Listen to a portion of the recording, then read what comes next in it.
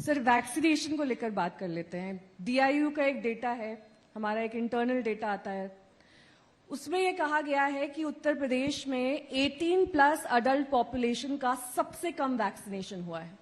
पूरे देश के लिहाज से अगर देखा जाए सिर्फ 6%। ऐसा क्यों हुआ है और उस एस्पेक्ट पर आपकी सरकार क्या काम कर रही? दूसरा सवाल ये, अखिलेश जी यहां पर थे, उन्होंने कहा कि उन्होंने अभी तक वैक्सीन नहीं लगवाई। उन्होंने एक सार्वजनिक मंच पर इस बात को माना कि वो मोदी जी की वैक्सीन नहीं लगवाएंगे, और अगर ये मोदी जी की वैक्सीन नहीं तो योगी जी खुद अपनी तस्वीर क्यों नहीं लगवा लेते हैं सर्टिफिकेट? नहीं, मैं तो वैक्सीन दोनों डोज ले लिया। उन्होंने नहीं ली, उन्होंने कहा नहीं, मैं क्या कर रहा हूं, उनके अब्बाजान तो ले चुके हैं, वो तो ले ही चुके हैं वैक्सीन। और मुझे लगता है ये वैक्सीन तो देश के नागरिकों का सुरक्षा कवच है इस महामारी से। जहां तक उत्तर प्रदेश की बात कर रहे हैं, 5,28,00,000 लोगों को अब तक उत्तर प्रदेश में वैक्सीन दी जा चुकी है, और 18+ के भी 2 करोड़ से ज्यादा लोगों को हम लोग वैक्सीन दे चुके हैं। इतनी संख्या देश के अंदर कहीं नहीं होगी। चलिए अब अगले मुद्दे पर आते हैं, और वो ये है कि उत्तर प्रदेश में चुनाव है तो जाति भी इंपॉर्टेंट है, और इसीलिए इस बार ये इमेज जा रही है कि ब्राह्मण आपसे बड़े नाराज हैं। अब देखिए, पैराशूट लैंडिंग आपने जितिन प्रसाद की करा ली है, और माना यह जा रहा है कि ब्राह्मण सम्मेलन एसपी भी कर रहा है, बीएसपी भी कर रहा है। इधर केशव प्रसाद मौर्य जी भी रूठे थे। बताइए, कालिदास मार्ग पर आप दोनों का घर है, आप 4.5 साल बाद उनके घर पे गए। तो ये जो जातियों वाला और खास तौर पर ब्राह्मणों की नाराजगी, मैं आपकी जात की बात नहीं कर रही हूं और उसका असर नहीं बता रही हूं इसे, लेकिन क्या ब्राह्मण इस बार एलिनेटेड फील कर रहा है, और आप वो इस बात से थक गए कि आप लोगों ने उनको फॉर ग्रांटेड लिया हुआ है कि ये अगली जाति तो हमारे लिए वोट करेंगे? देखिए, उत्तर प्रदेश की जनता वंशवाद और जातिवाद से ऊपर उठ चुकी है।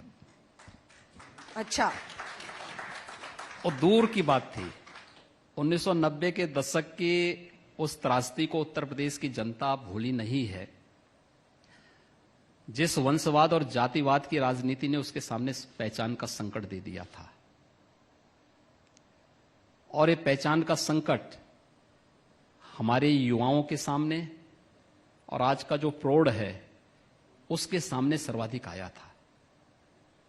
वह उससे ऊपर उठ चुका है। ये वे लोग हैं जनता के द्वारा ठुकराए गए लोग हैं। कैबिनेट एक्सपेंशन में मैं आपको यूपी के मंत्रियों का नाम गिनाऊं सर, और देश के प्रधानमंत्री ने देश की संसद में कहा कि अगर विपक्ष संसद नहीं चलने दे रहा है और मंत्रियों का स्वागत नहीं कर रहा है तो वो ओबीसीज और दलित का अपमान कर रहे हैं।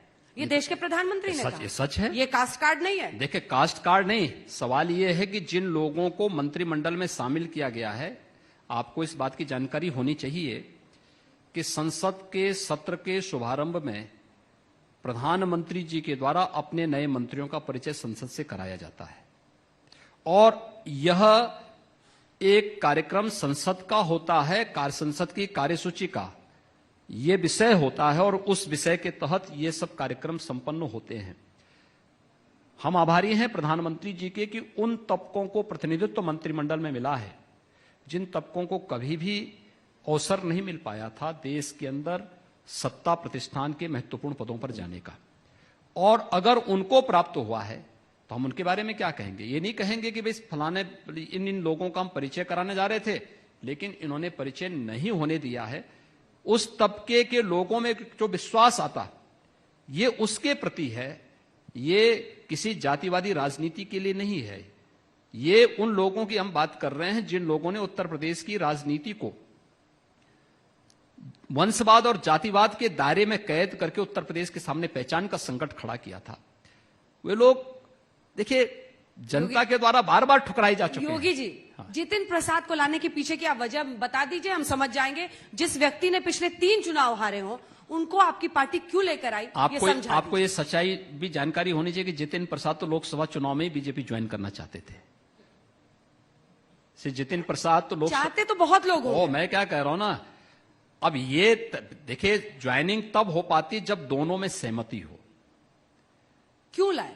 मैं क्या उस समय आपको उनकी जरूरत नहीं थी, आज ब्राह्मण चेहरा चाहिए। नहीं, हमें देखिए, हमें चेहरा से नहीं, हमें वह हर व्यक्ति चाहिए जो प्रदेश के हित में कार्य करने का इच्छुक हो।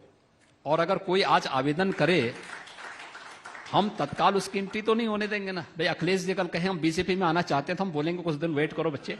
अरे आप फौरन ले लीजिएगा, बहुत सारे लोग हैं, यादव आ जाएंगे उनके साथ। कोई आवश्यकता नहीं, उनसे बड़े हो सकता शिवपाल जी हों। चचा भतीजा सब पे डेंट मार रहे हैं आप।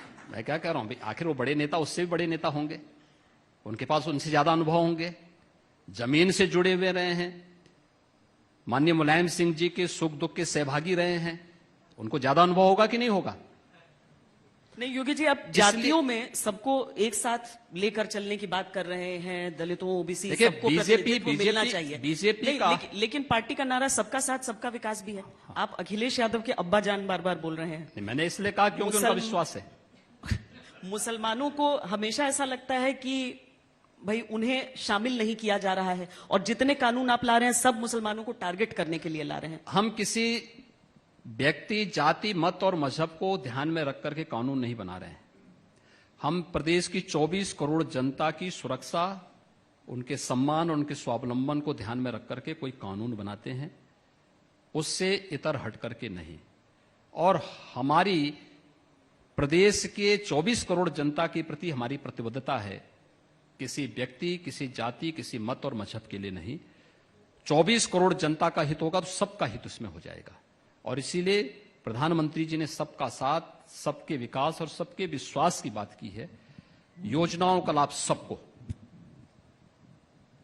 आप आवास योजना का लाभ देखिए, 17% मुस्लिम आबादी है यूपी के अंदर, और योजनाओं का लाभ उनको 32 से लेकर 35% तक मिला है। क्या हमने रोका किसी का लाभ? किसी का नहीं। कानूनों के निशाने पर तो लग रहे हैं। कानून के नहीं। देखिए, अगर कोई तोड़फोड़ करेगा, आगजनी करेगा तो क्या हम आरती उतारेंगे?